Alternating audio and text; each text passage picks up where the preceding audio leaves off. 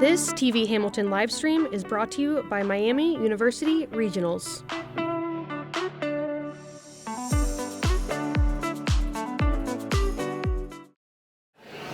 Good afternoon. All right, well, thank you everyone for being here today. My name is Adam Markham. I'm the president-elect of the Hamilton Rotary Club, and I want to welcome you to the 2025 State of the Schools Luncheon. It's sponsored by the Greater Hamilton Chamber of Commerce, Lindenwold Kiwanis, and the Hamilton Rotary Club. For those of you not familiar with the Rotary Club, we are a group of 100 community leaders that meet once a week.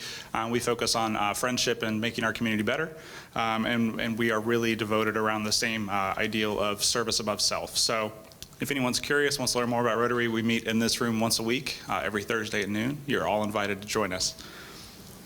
And at this time, I'd like to invite past Rotary President Kimberly Schmidt to the podium for prayer and pledge.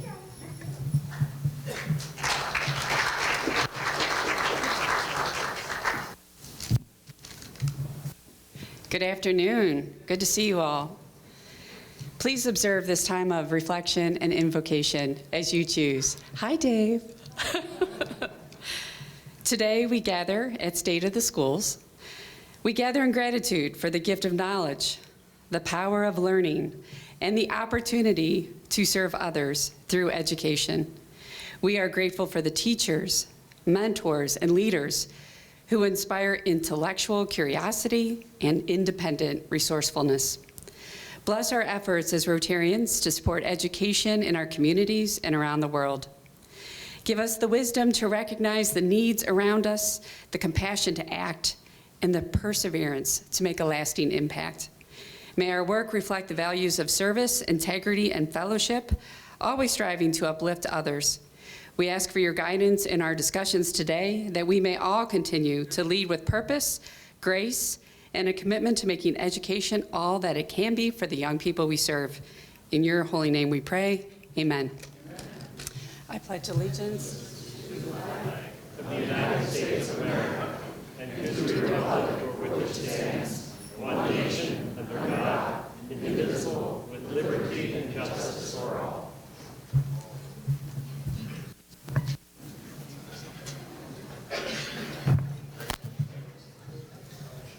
All right, thank you, Kim. At this time, I'd like to welcome the President and CEO of the Greater Hamilton Chamber of Commerce. He's also a fellow Rotarian and a Kiwanian, Dan Bates.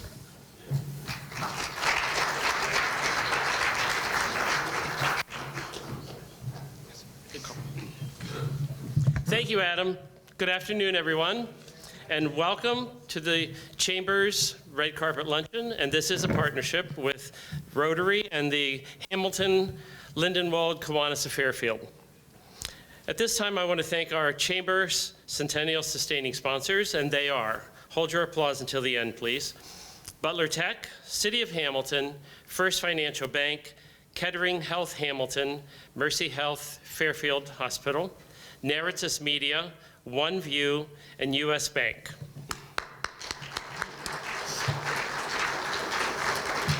Our event sponsor today is Butler Tech, and we want to thank them as well. Thank you.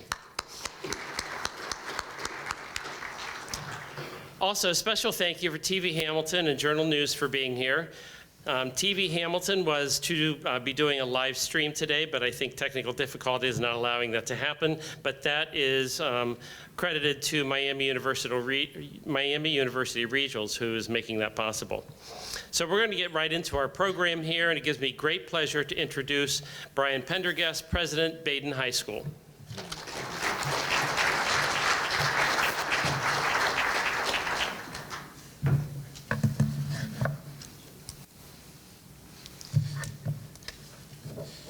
Good afternoon.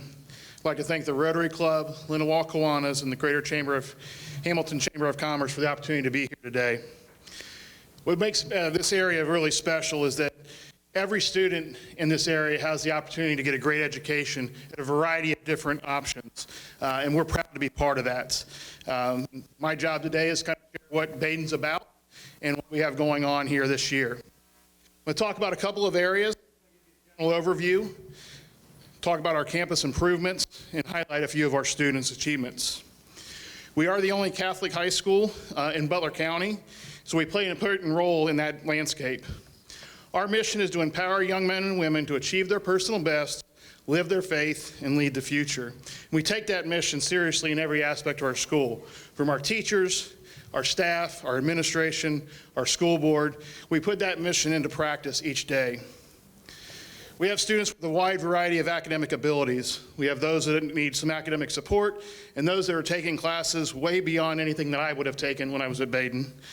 Regardless of the student's academic ability or their future career goals, we have a wide variety of classes to help them achieve their personal best.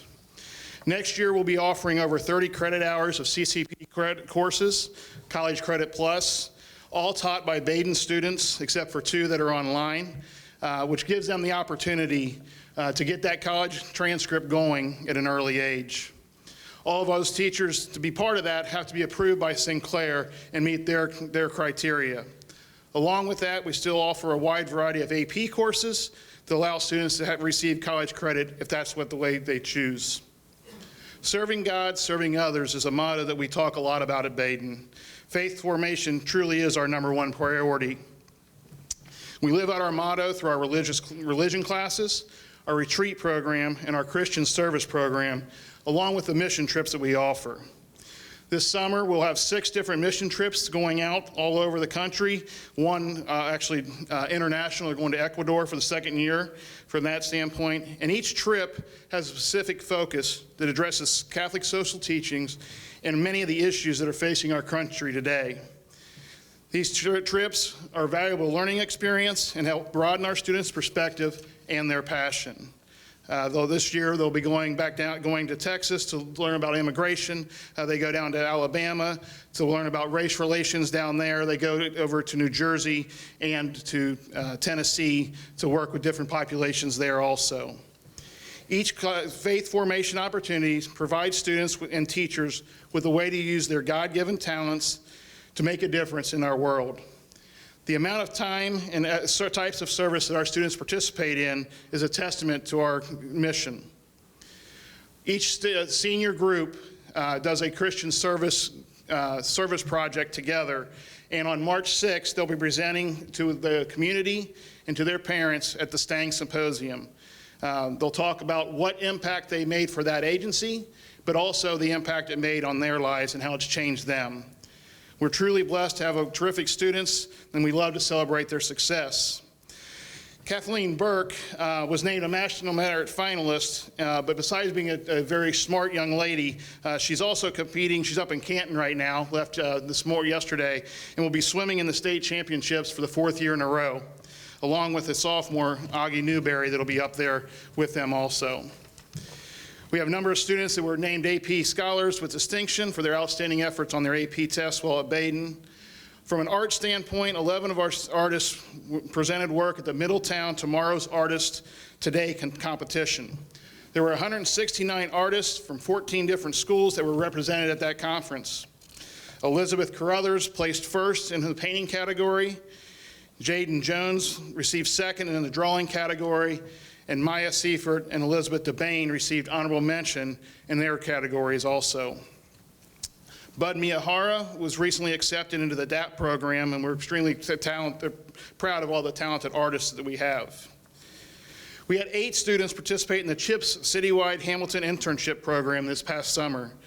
They are interned at the Law Department, Mercy Hospital, the Chamber of Commerce, and a variety of other areas. It's a great experience for our students to see all that this area, specifically Hamilton, have to offer, and hopefully inspires them to be leaders in the future.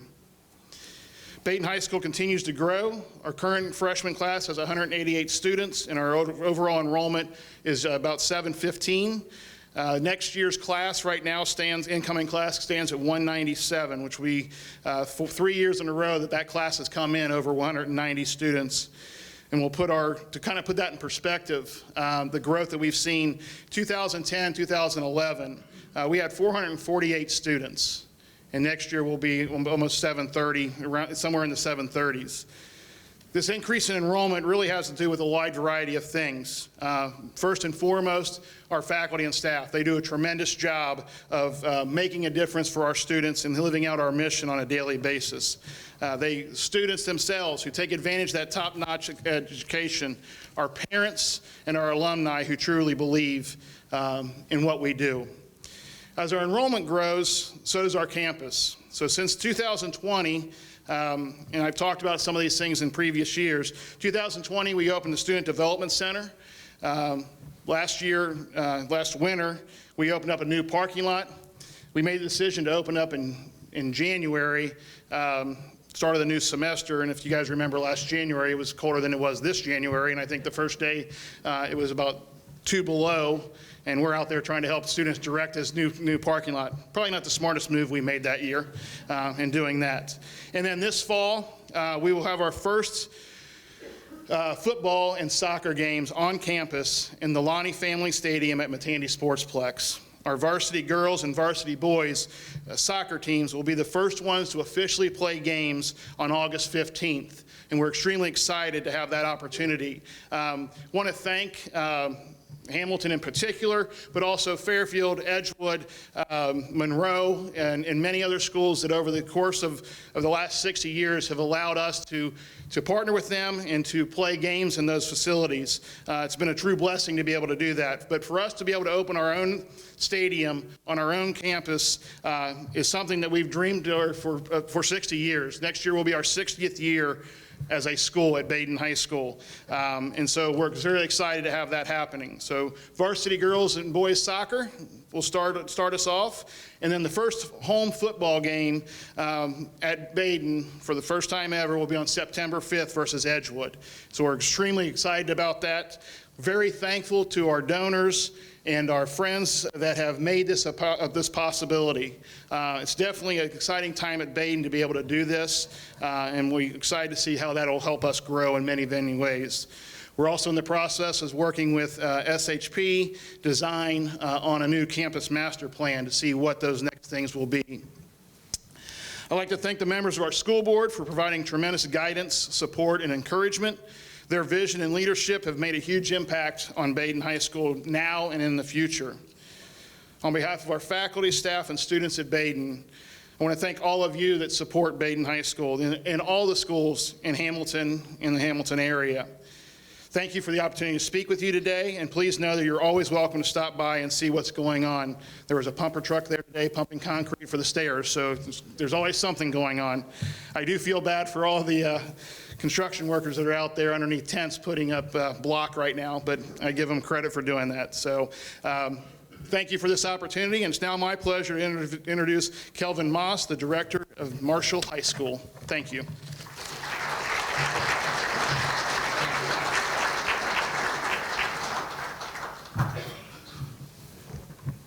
Thank you. I'm excited to be here today. I know a lot of you guys are thinking, what the heck is Marshall High School? Marshall High School, we're here, we're excited to be here. Our home campus is based out of Middletown, and with the growth and all of the things that we've been doing in Middletown, we've said it's time to expand. And what a better place to expand than Hamilton, a city and a community that's thriving, looking to grow. I think it's time to add another school here to help support the community. So we had months and months of conversations with Mike Wright. The first conversation, I know I had to get him, take him to lunch. You know, food always helps decision making. And so me and Mike Wright and Chuck Hall, the principal at the Middletown campus, we met months and months, and we finally brought Mr. Holbrook into the fold. And what I love about Hamilton was they got it. And you don't get a lot of districts who partner with a charter school, and they see the vision of what we're doing, and they said, come on, we're going to support you, and we're going to publicly support with our partnership. And so I want to thank Mike Wright and Mr. Holbrook for some of the success that we're having right now, opening the arms of the community in your district. So I thank you. So Marshall High School, we are a dropout prevention, credit recovery, and we focus on workforce development. Currently, between both campuses, we have 739 students. Our campus alone, I was challenged when I opened the doors. They said, Kelvin, I know this is a hard task for you, but I need you to enroll 65 kids. And I said, you must don't know me well. I'm a worker. And so we ended last year with 320 students. So I think we're in good shape right now. We have a education management company based out of Akron, Ohio, called Oakmont Education, who manage our company. In our schools, we have 18 schools in the state of Ohio. We also have a sponsor based out of Columbus named St. Aloysius.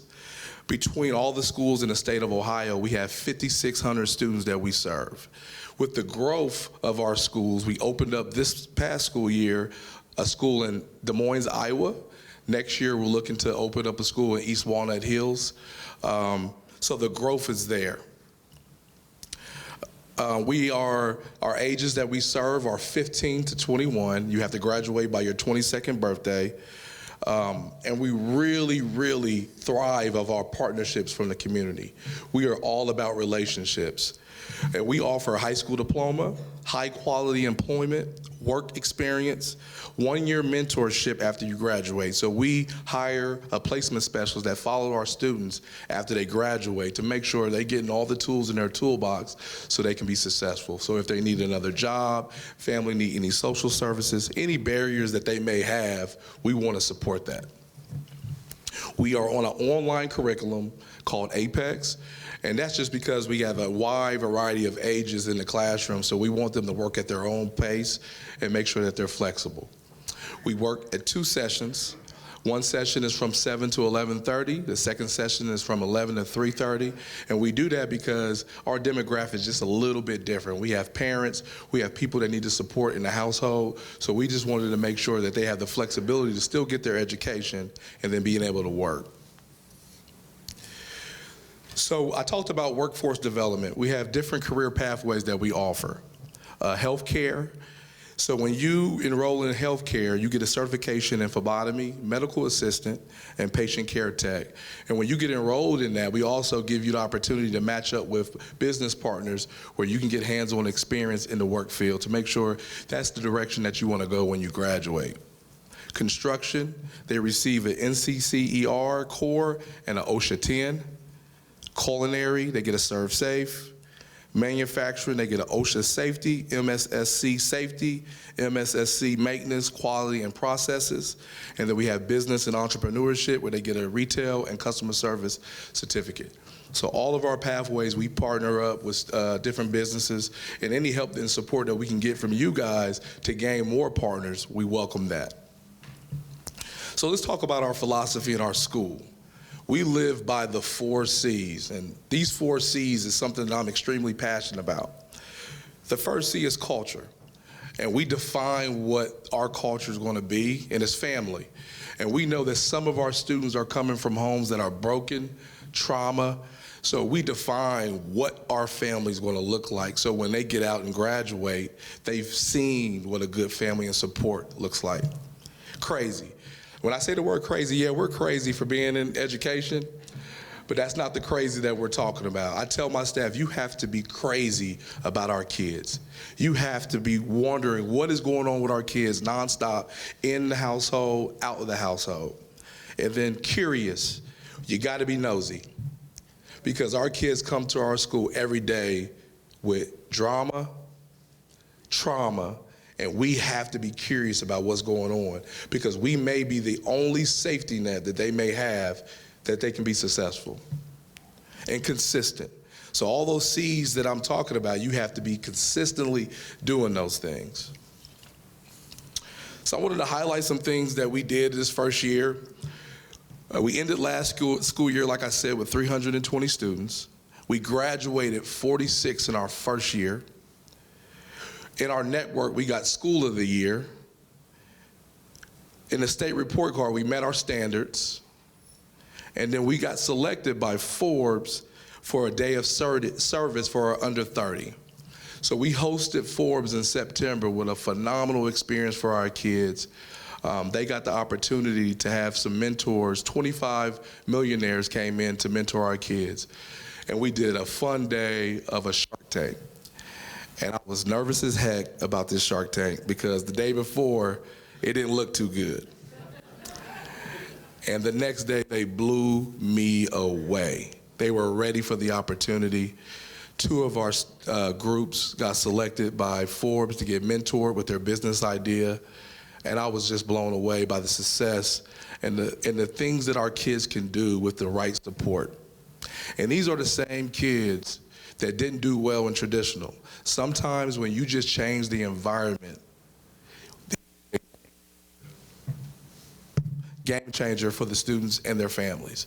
Our goal at our school is to break all the barriers. So we have a food pantry, we have a clothing pantry as well. So we make sure that they can just focus on being successful in a classroom. So anything that their families may need, we got you. We have in-house counseling. We have a family advocate that supports the families.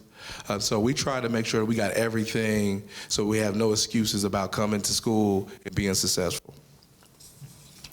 So that's Marshall. I thank you all for letting us come, because some communities, we usually like that cousin that you don't want to invite to the barbecue. But we are really supportive. We want to immerse ourselves in this community, and we appreciate this opportunity. And if anybody wants to be any type of support, please do not hesitate. I would like to welcome John Grab from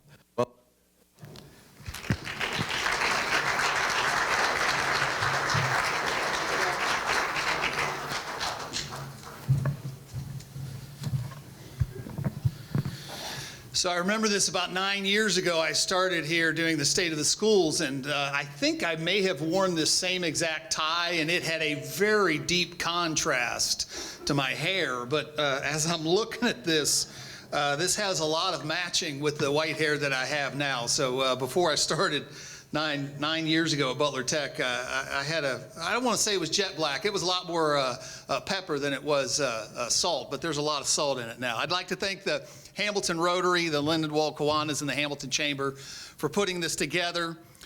This year is an exciting year for Butler Tech because we're entering into our 50th anniversary. And I think recently someone has said something about a golden age. And I know that the 50th anniversary is the golden anniversary. And so Butler Tech is entering our golden age as well at Butler Tech. But to reflect a little bit beyond and backwards a little bit, it's really exciting to think about Mr. D. Russell Lee back in 1974 coming up with the community's idea of having a vocational school. And we've had a lot of changes over the past 50 years, and if you've ever been to our campus, you can see that we're not your traditional vocational education. In fact, we're excited about what's ahead in the next 50 years as well.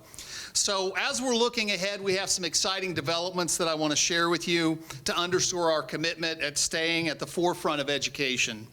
Serving almost 18,000 students a day, as well as almost 14,000 adult education students in a year's time.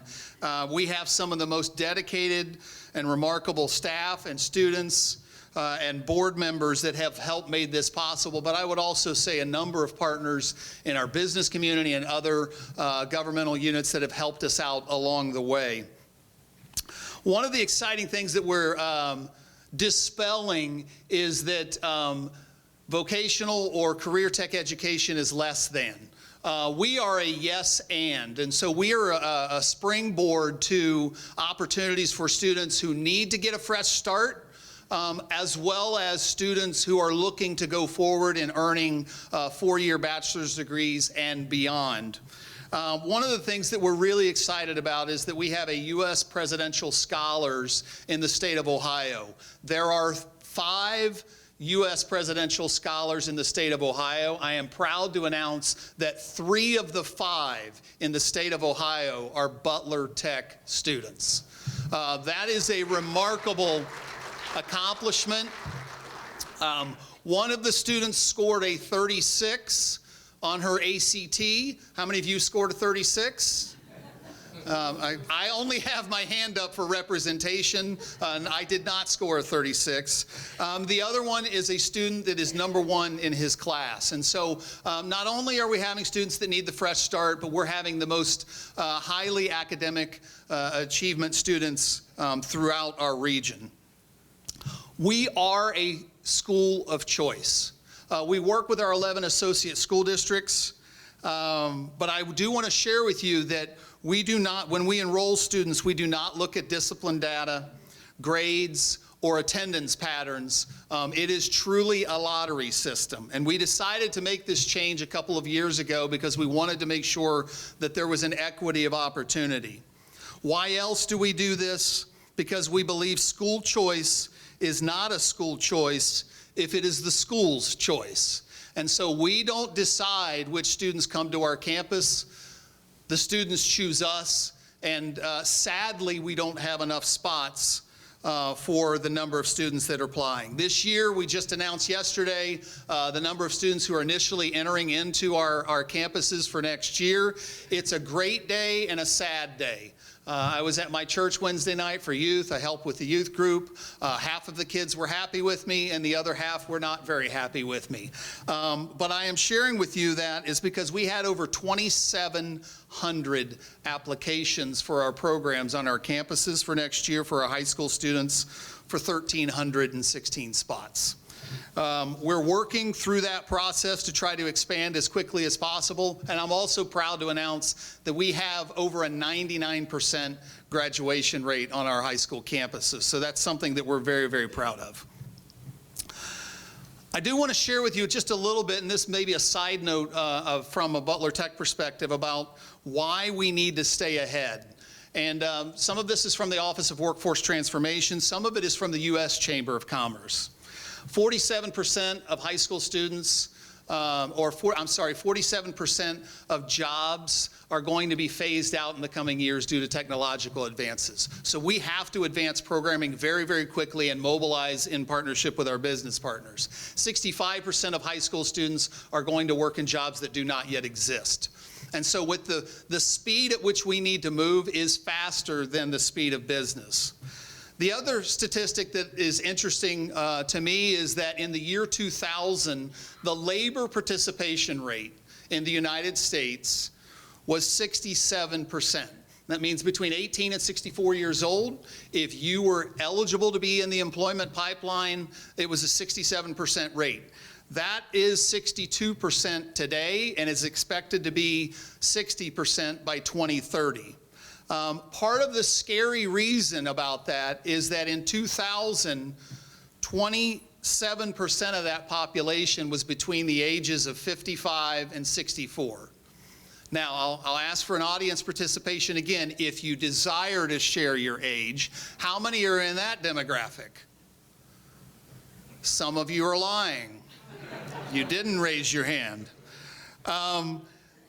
It will be 35% of the labor participation rate very, very soon. And so that growing demographic of 55 to 64-year-olds, a lot of those are retiring. Some that are in the room, over here to my left, to your right. He is increasing that statistic. And so what are we doing here at Butler Tech? We have 3 transformative projects that we're going to mitigate that waiting list, and we're going to move faster than the speed of business to make sure that we create that skilled workforce and pipeline of the future.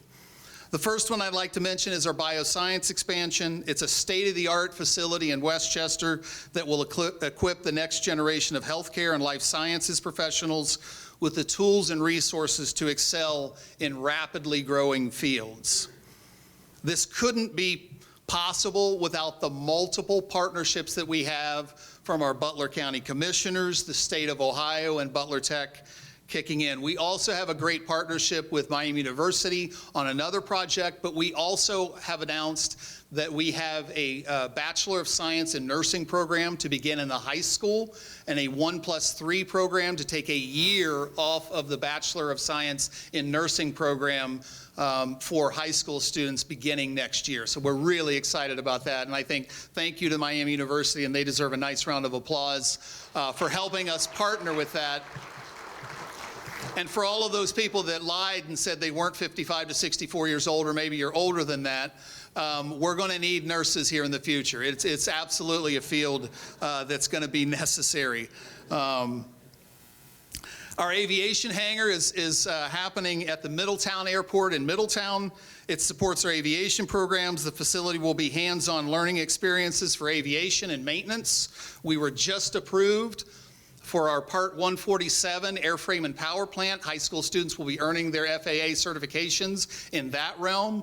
We also have a partnership with a nonprofit in which they will actually be building a plane over the next 2 years. This is not a kit plane. It is a two-seater plane which will be flown, certified by the FAA, and sold after the completion of the project. So when we're talking about real hands-on learning, we're really putting in that work. Again, our partners, City of Middletown, Jobs Ohio, and the Butler County Commissioners, it would not have been possible without them.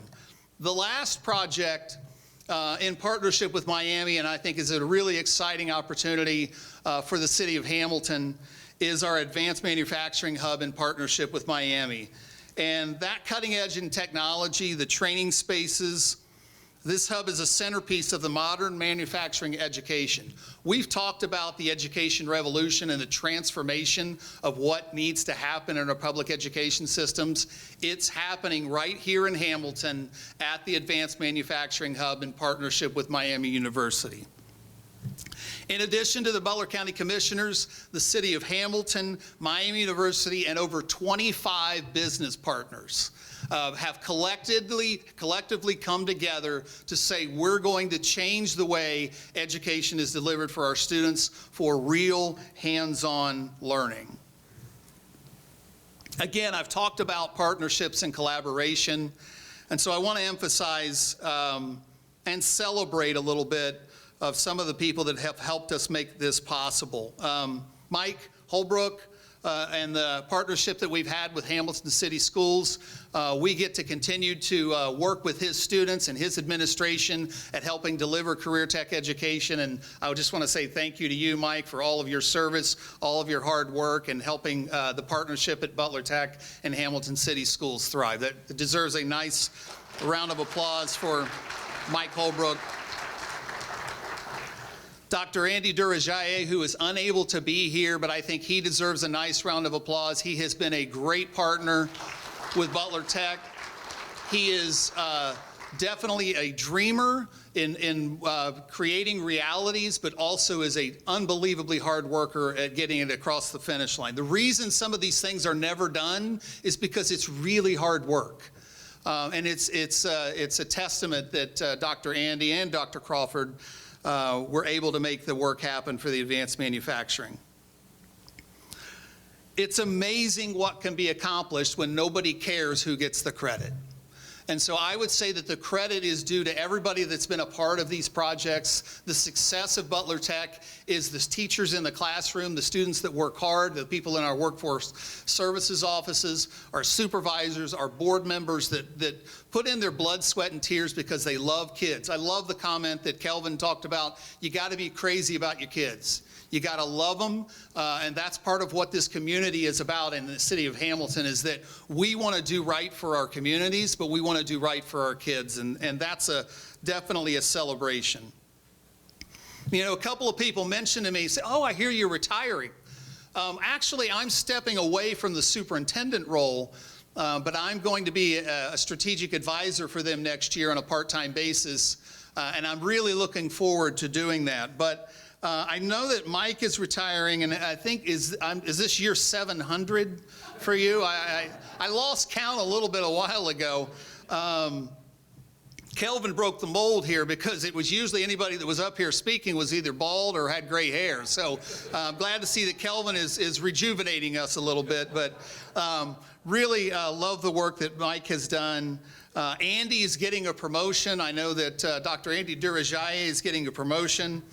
But when I decided to step away from the superintendent role, I called my wife on the way home, and she said, well, how did it go? And I said, well, they approved it, and I'm officially going to be stepping away from the superintendent role. And she paused for a minute and said, well, congratulations on your demotion.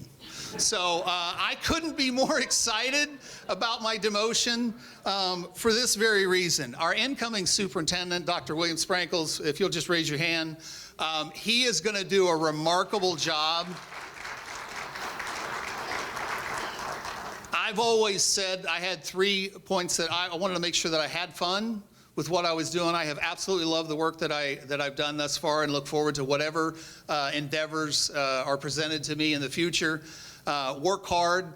This middle-class background that I've grown up in, my dad worked at Armco Steel for 30 years. It was, if you got yourself in trouble, you work your way out of it. And so working hard was just natural to me as that middle-class Appalachian background. And then make friends. And I look around in the audience and see all the friends that are here with us celebrating the successes of Butler Tech. So I'll end with that. But I would also say that William says onward and upward, and so I look forward to seeing what Butler Tech does in the future, and maybe a small part of it I can help in some way. So with that being said, I'd like to introduce our Miami University Senior Associate Dean, Dr. Maura Casey.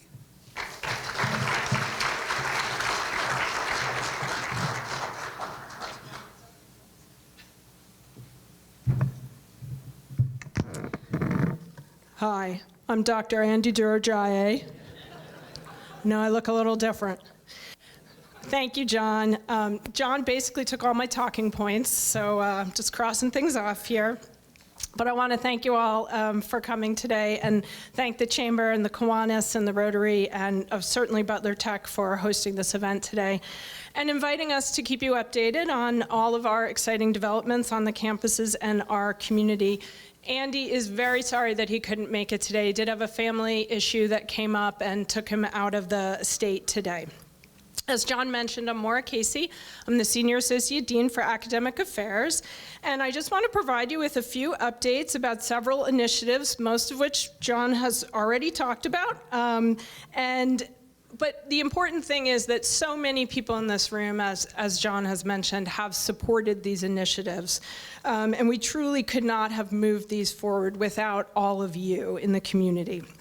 So to start off with, the Advanced Manufacturing, Workforce, and Innovation Hub. As many of you know, the hub is a partnership between Miami University and Butler Tech that will serve as an economic catalyst for our community and will develop an educated workforce in advanced manufacturing and related STEM fields. We want to thank the Butler County Commissioners, the City of Hamilton, for their investments that are making this exciting project come to fruition. Most of you probably know that the building, the old Vora building on Knightsbridge, contains 70,000 square feet just for Miami and Butler Tech, with plenty of additional space for us to grow. We're in the middle of renovating that building right now. We expect to have students starting there in January of 2026, and we've created specific pathways in engineering technology for Butler Tech students to begin their work at Butler Tech, move to a degree program at Miami Regionals, and potentially even move on to graduate programs in engineering on our main campus. So John mentioned how Butler Tech is truly a springboard, and the Advanced Manufacturing Hub is really an example of how students can springboard right through to an advanced degree. Next up, you probably remember the Hamilton Promise, a collaboration with the City of Hamilton, the Hamilton Community Foundation, and Miami University, which was unveiled here at the last State of Higher Education. The Hamilton Promise offers free tuition for students with need who graduated from Hamilton, Baden, or Butler Tech. And we are super excited to share that 34 students were granted the Hamilton Promise scholarships in the fall of 2024, and we anticipate another 40 students coming in to utilize this scholarship this coming fall. So together, all of us together, driving socioeconomic mobility right here in our hometown. So, thank you.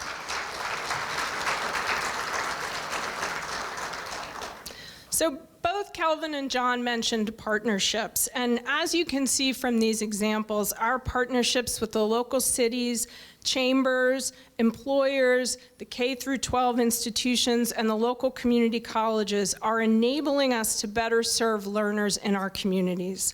In addition to the hub, and John also mentioned this and the promise. We've established a new nursing pathway for Butler Tech students to start our Miami nursing program at Butler Tech and then finish the program at the Hamilton campus. Our goal is to have 20 students enrolled in the first official cohort in this program by fall of 2026, enabling us to better meet the healthcare workforce needs of the area. Meeting the workforce needs of the community, whether it's with the nursing pathways, the advanced manufacturing hub, our Work Plus program, it's one of our highest priorities. In addition to those programs, we have the robotics program in engineering technology, our hospitality management program in our commerce department, and numerous micro-credentials that are also working to meet workforce development needs. And we continue to expand our online offerings so full-time workers can progress in these and other programs without even having to pause their careers. And we recently hired an assistant vice president for online and professional education to serve the entire university, making sure Miami's online strategy aligns with workforce needs. We don't just aim to fill those workforce needs, but we want to do so in a way that costs as little as possible for the students. We want to do this in an accessible and affordable way. Our Early College Academy program, as many of you know, allows area high school students, many of whom are first-generation college students, to graduate from high school with both their high school diploma and an associate's degree from Miami University. For free. We started with just 2 local districts, naturally Hamilton and Middletown, in 2022, and we have now expanded to 9 districts, adding Franklin, Madison, New Miami, Winton Woods, Greater Ohio Virtual School, Princeton, and Edgewood. We currently have 160 students in this program, and 80 of them are expected to graduate, again, with both their associate's degree and their high school diploma in 2025. Thank you. So almost all of the previous speakers mentioned their students, and Kelvin said we have to be crazy about our students and a little crazy in general. But the students, of course, are at the heart of what we do. And I want to tell you about a Early College Academy student that I just had the pleasure of speaking to recently, and she's a senior at Winton Woods, and she's interested in pursuing a career in radiology. And she talked very thoughtfully about how she is sacrificing some of the activities and the social life of being a senior in high school in order to pursue her associate's degree at Miami and be in the Early College Academy program. And she was so thoughtful about her goals, and she said, you know, the opportunity that this program allows me is going to help me in the long run. And so she really understood that she needed to elevate her long-term goals over the short-term fun of being with her friends in high school. And it's just amazing to hear a senior in high school talk that way. And finally, another story about our students that I want to end with. Our students are truly incredible, and sometimes it surprises even us what they can do. During final exam week last December, a faculty member collapsed on his way into the building to give a final exam. He had a heart attack. 2 of our nursing students, kind of gives me chills to talk about this, Braden Osborne and Reed Stewart, immediately took action. They went inside, they got the defibrillator. One of them got the defibrillator, the other one performed CPR, and they kept that man alive until the EMTs got there.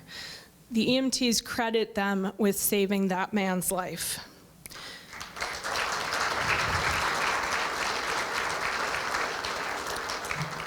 There's just no better example of the kind of work we do and the kind of students that are coming from this community and are going to stay here and work in this community.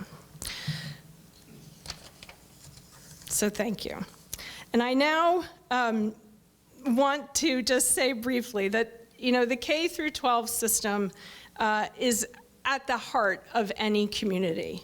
And the next speaker who is speaking in front of you for the last time now, Mike Holbrook is certainly an exemplary representative of being a leader in the community. So I want to introduce the Hamilton Superintendent of Schools, Mike Holbrook.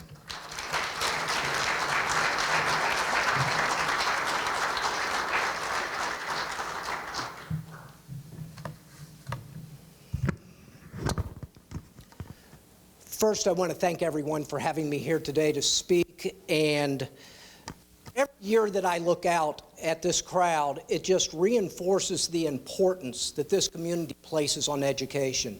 It's usually one of the biggest and most attended events that we have here at Rotary, and I'm just humbled to be a small part of it. I want to thank Ian Thurley and the Fitton Center for hosting us today. Thank you, Ian. I know you're out there somewhere. And I also want to thank our event sponsor, Butler Tech. John, thank you. And our hosts, the Rotary Club, the Chamber, and the Kiwanis Club of Hamilton and Fairfield. Before I begin my formal remarks, I want to take a moment to recognize a few individuals that I know are out in the audience. To our district and building leaders, administrators, and support staff, working with each of you has been an honor, and it's been great to work with an incredibly talented group of individuals. I also might add, this might be the first time in the last 3 months that they've eaten lunch at a decent time. If you are a member of Hamilton City Schools as an educator, an administrator, support staff, could you please stand and be recognized?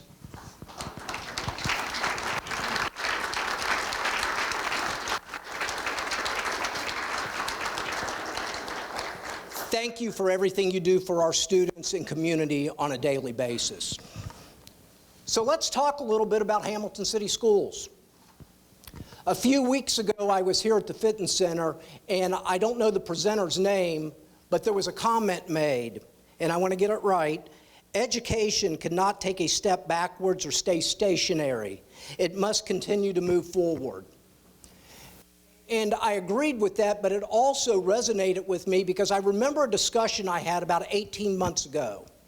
I got a phone call and set up a meeting with a parent, and it was actually a grandparent of one of our students. And he came in my office and he started complaining. I don't like what you're doing in those classrooms. These newfangled ideas that you're doing is messing up my kid. And went on for a few minutes, and later I found out he's a year younger than me, so I felt really old at that point. But as he came into my office, he was also on crutches. And so I asked the gentleman, I said, "What happened to your knee?" And he said, "Well, I just had knee surgery last week." And I said, "That's amazing." I said, "I had knee surgery when I was in college, and I think I was on crutches in that for about 9 months. And he said, "Well, I had it about 8 days ago." And so I said to the gentleman, I said, "Let me ask you a question. Would you rather have the doctor from 1983 operate on your knee or the one that you had last week?" And he paused for a second. And he said, "Well, the one last week." And I said, "Well, he probably used some newfangled approaches in his surgery technique." My point with that is that we have to change what we're doing in education. We cannot continue to do what we did 40 years ago. We can't continue to walk in classrooms where there's 5 rows across and 6 rows back of desks, and you get a didactic lesson for 40 minutes. I think about when I was in high school and college. There were three television stations and maybe 2 newspapers. And that's where you got your information from. That was it. Today, I think about our students, and I think about the volumes of information they have right on a cell phone, more so than any computer of my day. What is the most important trait that we can give students when they leave our classrooms? I think one of it is the ability to think. And what does that mean? That means taking all of this information at your fingertips from a variety of different sources and being able to decipher that into what's important, what isn't important, what's truthful, what isn't truthful. All of that is an important trait. I don't see that measured on a state report card. But I think it's critical as we move forward that our students have those skills in order to be competitive in the world that we live in. When I took over the superintendency, one of my first acts was to get groups together, and we did this collaboratively with our board, and we developed a strategic plan. And that strategic plan helped drive some of the things that we're doing today. And during that time, we broke down barriers. One of the things that we said is that some of the things that we were doing 20 years ago that we were still doing needed to change. And what that meant was having really difficult conversations and trying to change a mindset. And with those difficult conversations came change. Our teachers bought in to what we were doing. Our administrators bought into what we were doing, and we started to see some incremental change with our students and their successes. And what I will say is that you can't be afraid to try and do things differently if you're not happy with the results that you were getting. And I was not happy when I took over this district in 2019 with some of the results that we had been getting. And we needed to do something different. And taking that plan and implementing it is one thing. But that plan really didn't do a whole lot for us if we didn't have the leadership in the room and the people in the room that weren't afraid to implement the plan. And we can talk all we want about strategy, and we can sit down for weeks and have strategy sessions. If you don't stay true to that and you don't have leaders in the room that are actually going to implement the plan, it's not going to do you any good. It's just words on a piece of paper. So how are we doing? Well, the state of Ohio comes out with their report card system every year, and we can debate the merits of that. And one of the things that they do is they compare districts that are similar to one another. And so we take our top 20 districts that we're similar in, and it's almost embarrassing. Hamilton is number one by a large margin in almost every single metric that is measured by the state when comparing us to our 20 similar districts. That deserves a huge round of applause.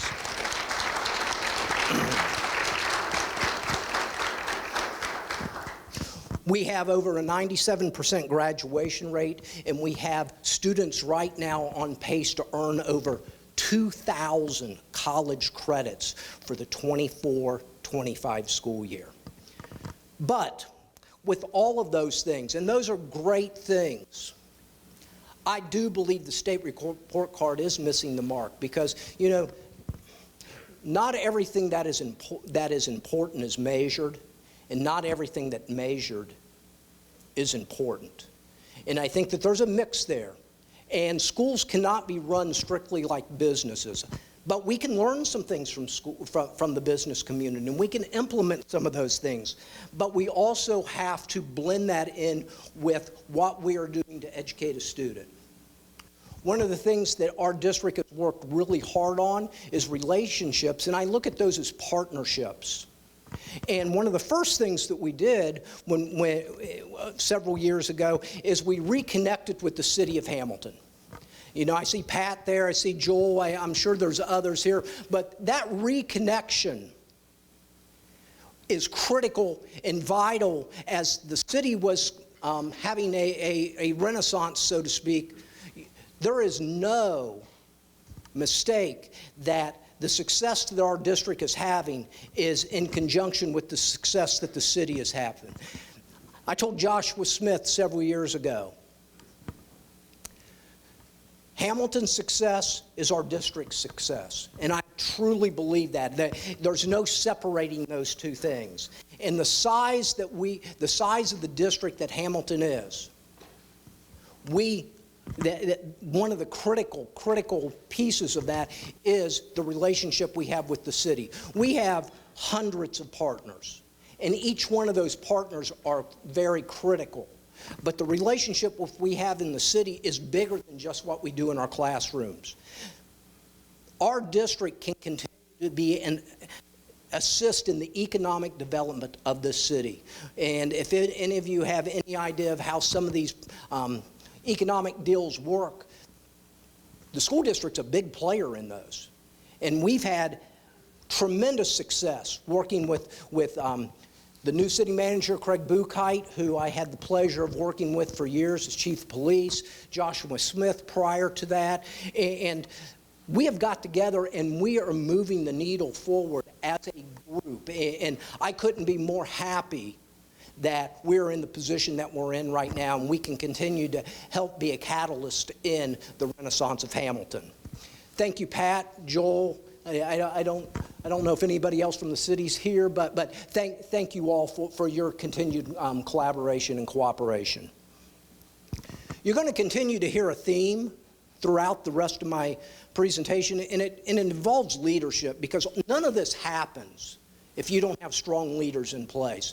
I look out in this, out over the audience, I see so many individuals that I've had the opportunity to work with over the years, and you are all tremendous leaders.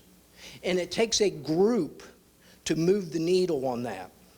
Our community partners in education, Kelvin, John, Brian, Andy, in order to do many of the things that we've done in this community, it took us to collaborate together. And John, if they ever came to Butler Tech, they would really see some newfangled ideas in some of the classrooms and some of the things that you're doing. Because it's truly amazing. I mean, I'll be honest, I don't understand some of it. I also want to emphasize leadership as it comes to our school board. Our school boards serve as servant leaders and many times shoulder critical responsibilities and often have to make difficult decisions. And I want to emphasize this because I don't know anywhere in the state of Ohio. I've done this is my 37th year. I do not know another school district in Ohio in which the school board elects or volunteers to forego any compensation for their work on the board. And this school board has done this for as far back as I've researched. And it is really the true definition of servant leadership. And I want to give a big kudos for that piece. Over the last 6 years as superintendent, the district's made unprecedented gains in student growth during extremely challenging times, if you think about that 6-7 year window. I have been very blessed over that 6-year period to have outstanding leadership from our school board presidents. Every school board president brought their own style and expertise to the position, and they also allowed me as superintendent, our district leadership team, our building leaders, our teachers, to implement the plan that was developed during our strategic planning process. They allowed us to do that, and simply the results were remarkable. I don't know if every single individual is here, but I do want to recognize the 6 school board presidents that I've had the opportunity to work with. I don't know if Rob Weigel's here today, but Lauren Sprague, Meg Baker, Shaquilla Matthews. If you could stand and take, each of them deserve a round of applause.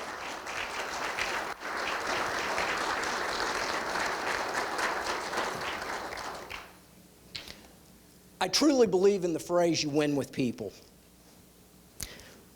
We service nearly 8,500 students every single day. We came up with a hashtag a few years ago on social media, Big Blue is on the move. And we use it a lot when we're active on social media. And the phrase is reinforced daily by the collective efforts of our administrators, teachers, support staff, parents, and community. And I continue to be humbled by just being a small part of that success. In closing, this is my 37th and final year in education, as I'll be retiring in August, as some of you have mentioned. Serving this community as superintendent of Hamilton City Schools has been an honor of a lifetime. Leadership positions can take their toll on one's personal and professional life. Leadership has become even more challenging and taxing as our world and community has become more contentious and divided. An elevated stress level is now highlighted in job descriptions involving leadership, and having a strong support system is a must. I couldn't be more fortunate. My wife of 33 years is here today, and I couldn't have led without her guidance, support, and love. Thank you, Jennifer.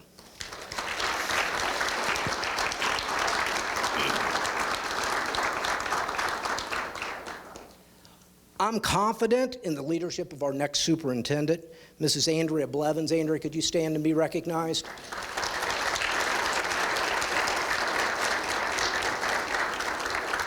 I can assure you she's a tremendous leader and a passionate educator. The future could not be brighter for Hamilton City Schools, and I appreciate and thank you for your time this afternoon.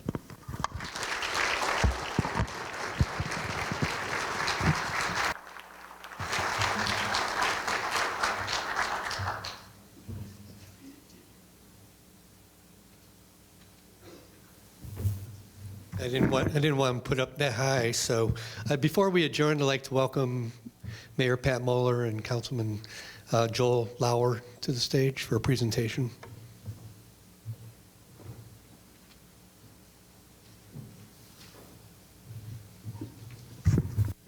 Mike, come on up here. And I mean Mike Holbrook, please. Not everybody named Mike. How about Mike Holbrook? It's great to be in all the way up here, man. Jeez. He's shy, yeah. Great to be in a room full of educators, professionals who create a lifelong, positive, continuing impact on their students' lives, but also their former students' lives. So Mike, you made an impact on 37 years worth of students. Also want to thank you educators for peer mentoring. I had a chance to observe that earlier this week with some ESL ambassadors from Crawford Woods Elementary School, and that was great to see, the peer mentoring.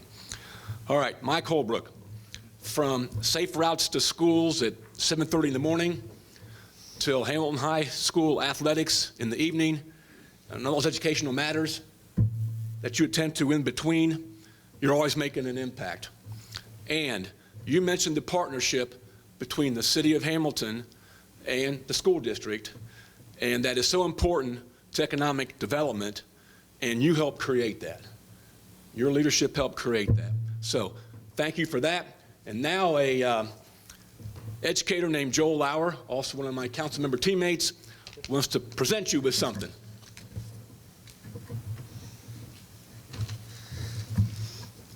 Don't worry, Mr. Holbrook, we're good. I'm going to be easy on you.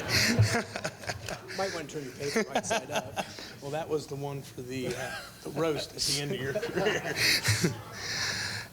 Hamilton City Council and City Administration would like to give recognition and show appreciation to Mike Holbrook for his 37 years as an educator and instructional leader in Butler County and Hamilton County.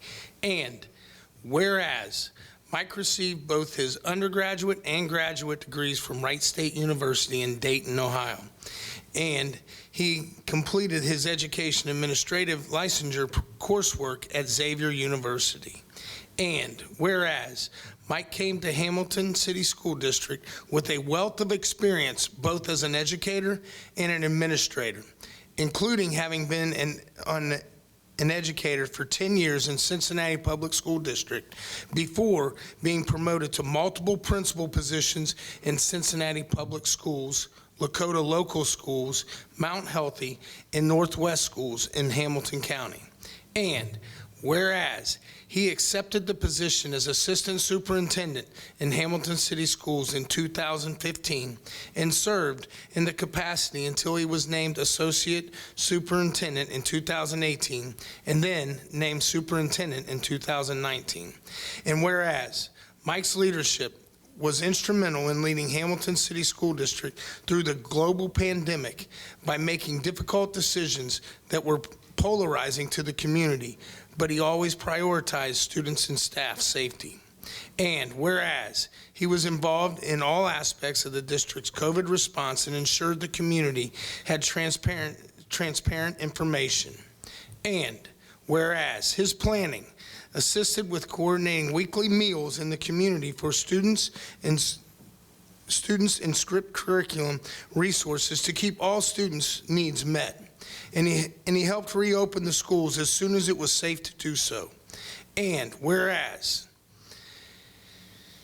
under his leadership, Mike has helped Hamilton City School District achieve metrics of growth and achievement, which includes helping raise Hamilton High School's graduation rate, improve the overall report card for the district, and he was pivotal in having Hamilton City School District outperform similar districts in every category. And whereas Mike has also helped strengthen the relationship between the City of Hamilton and the Hamilton City School District, which has allowed for great development projects that will better the community for decades to come. And now, therefore, I, Joel Lauer, and Pat Moeller, and the City Council members do hereby recognize Mike Colebrook.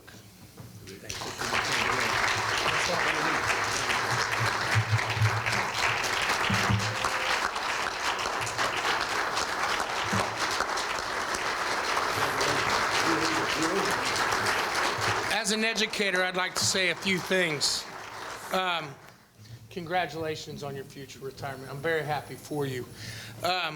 During your tenure, you faced the most challenging time in education in over 100 years, COVID-19. You developed a plan. You had no guidelines. There was nothing that had happened before of this magnitude. You stuck to the plan despite pushback, despite criticism. You navigated this district through that, and your plan was right. The plan worked, and it is proven in our scores being #1 in the state in over 20 categories, or at 20 categories.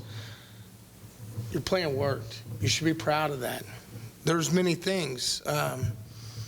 Your vision for our schools, because I don't believe 15 years ago anybody in Hamilton or around the state would have said that Hamilton would be #1 in academics. I'm very proud of that. I'm very proud to be a piece of that. To continue your vision, you were relentless, resilient, and you made it through. But I think this was understated in our proclamation. Everybody knows, it's no secret that our students face difficult situations at home. One of which is the fact that many of our students encounter economic disadvantages. I hope that you can look at this and this be the mark of your legacy. You made a tough decision with funding for schools during COVID that to me was one of the most humane acts I've ever seen in education. When you made the decision to gather the funds for school lunches, and you went out and provided meals throughout the community for our students, that was bold. And I commend you for that, and you are to be greatly respected for that. That is a humane act. That is beyond the data. That is beyond any statistics. That is what Mike Colebrook is. And thank you very much.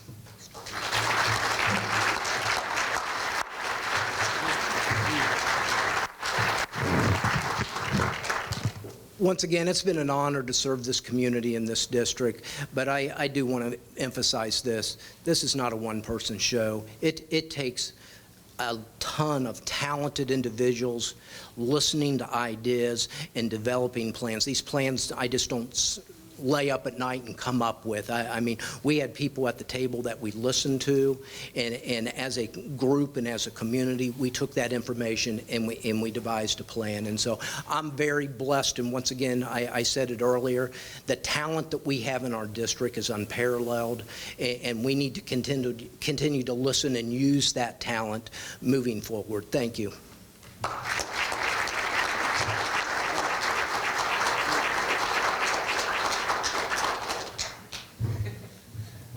Congratulations, Mike. On behalf of Linden Wall Kiwanis, Hamilton Chamber, and Hamilton Rotary, I'd like to thank the speakers today for yet another wonderful program. I've been asked to remind everybody that our next red carpet luncheon will take place on March 27th. The title is Champions of Diversity, Inspiring Journeys. And with that, the meeting is adjourned.